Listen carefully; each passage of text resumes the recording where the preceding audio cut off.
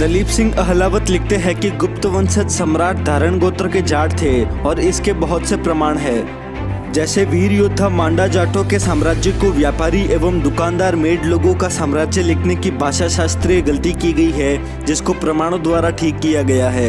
ठीक उसी तरह से इतिहासकारों ने धारण गोत्र के जाटों के साम्राज्य को गुप्त साम्राज्य लिखने की बड़ी भूल की है।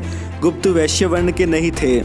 यह धारण जाट गोत्र है जो कि वैश्य समाज में नहीं पाया जाता है। इसके लिए अंधकार युगीन भारत पेज नंबर 252 पर लेखक काशी प्रसाद जायसवाल ने लिखा है कि गुप्त लोग कारस्कर जाट थे जो कि पंजाब से चलकर आए थे। मेरी समझ में आजकल के कक्कड़ काखरान जाट उसी मूल समाज के प्रतिनिधि है जिस समाज में गुप्त लोग थे।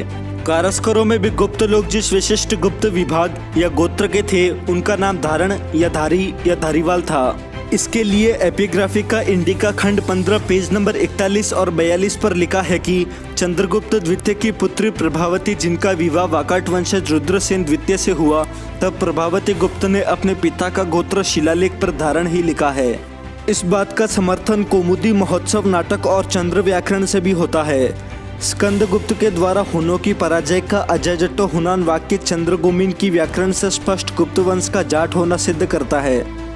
वैदिक काल तथा बौद्ध काल तक गुप्त शब्द किसी जाति के लिए लिखा नहीं मिलता है। गुप्त साम्राज्य के समय तक शर्मा, वर्मा, गुप्त, दास आदि इन शब्दों का प्रयोग किसी के नाम पर इतिहास में नहीं हुआ था। इन शब्दों का प्रयोग स्वामी शंकराचार्य के द्वारा नवीन हिंदू धर्म प्रचलित करने के बाद शुरू हुआ। गौरी शंकर हीराचंद ओझा और बशेश्वरनाथ रेड्डी ने गुप्तों को चंद्रवंशी क्षत्रिय लिखा है। बम्बई गजेटियर जिल्द भाग 2 पेज नंबर 578 नोट 3 में और Pali Sanskrit and old Canarese inscription number 108 में भी इन लोगों को चंद्रवंशी क्षत्रिय लिखा है।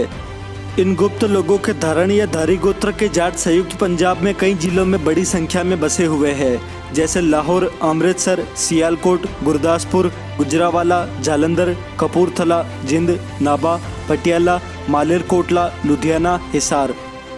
डॉक्टर जायसवाल ने अपने अंग्रेजी इतिहास के पेज नंबर 115 और 116 पर गुप्त वंश को कारस्कर जाट जाति सिद्ध किया है। कारस्कर, कक्कर और खोकर एक नाम के अपभ्रंश है।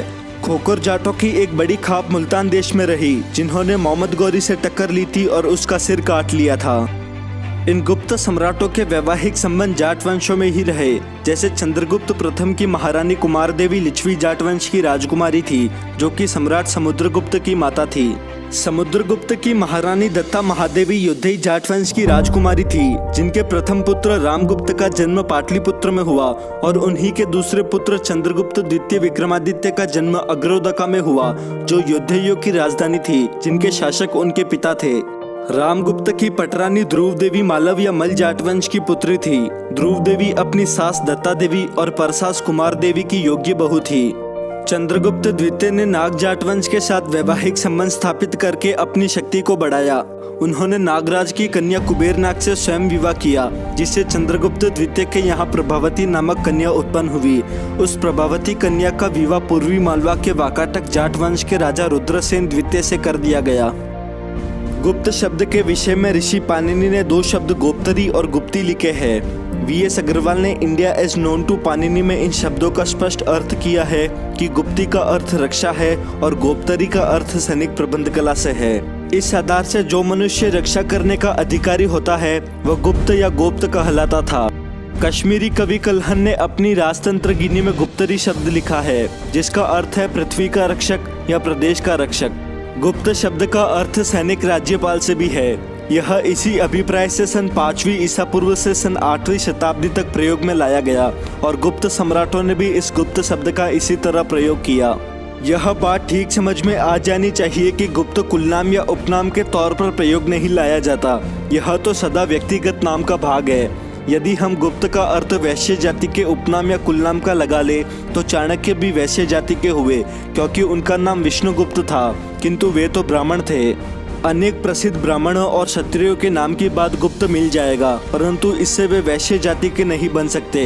अतः निर्णय यह हुआ कि गुप्त नाम का अभिप्राय केवल सैनिक राज्यपाल से है। यह कभी भी उपनाम या कुलनाम या जाति के नाम से प्रयोग में नहीं लाया गया। जब मथुरा में धारण गोत्र के जाटों का शासन था, तब वहां इन्होंने विचार किया कि भारत को संयुक्त करके एक साम्राज्य बनाकर उसका सामान्य राज्य शासन बनाया जाए। इस उद्देश्य से इन्होंने लिच्छवी वंशज जाटों से वैवाहिक संबंध किए। उस वंश का गणराज्य उस समय मगध के निकट वैशाली में था। डॉक्टर जायसवाल ने स्वयं खोज करके यह प्रमाणों द्वारा सिद्ध कर दिया कि गुप्त लोग जाट थे। डॉक्टर जायसवाल की इस बात को दशरथ शर्मा, एच.डी. गुप्त तथा दूसरों ने भी प्रमाणित माना है। डॉक्टर जायसवाल के इस मत की गुप्त लोग जाट थे के पक्ष में लेख्य प्रमाण है, जो कि आर्य मंजूसरी मूलाकल्पा नामक भारत का इतिहास, जो संस्कृत एवं तिब्बती भाषा में 8वीं शताब्दी से पहले लिखा गया। उस पुस्तक के श्लोक 759 में लिखा है कि एक महान सम्राट जो मथुरा जाट परिवार का था और जिसकी माता एक वैशाली कन्या थी, वो मगध देश का सम्राट बना। यह हवाला समुद्रगुप्त का है, जिनकी माता एक वैशाली राज्य की राजकुमारी थी। उन सम्राट समुद्रगुप्त ने अपने सिक्कों पर लिच्छवी दोहित्र बड़े गर्व से प्रकाशित करवाया था। चंद्रगुप्त प्रथम मथुरा के जाट थे, जिनका विवाह लिच्छवी राजकुमारी कुमार देवी से हुआ था। उन सम्राट के सिक्कों पर उन दोनों की मूर्तियां थी। सब प्रकार से खोज करने से यह ज्ञात हुआ कि गुप्त लोग मथुरा के धारण गोत्र के जाट थे। इसके हर प्रकार के प्रमाण है, जैसे लेख प्रमाण, शिलालेख, ऐतिहासिक, शास्त्रीय, मुद्रा संबंधित आदि।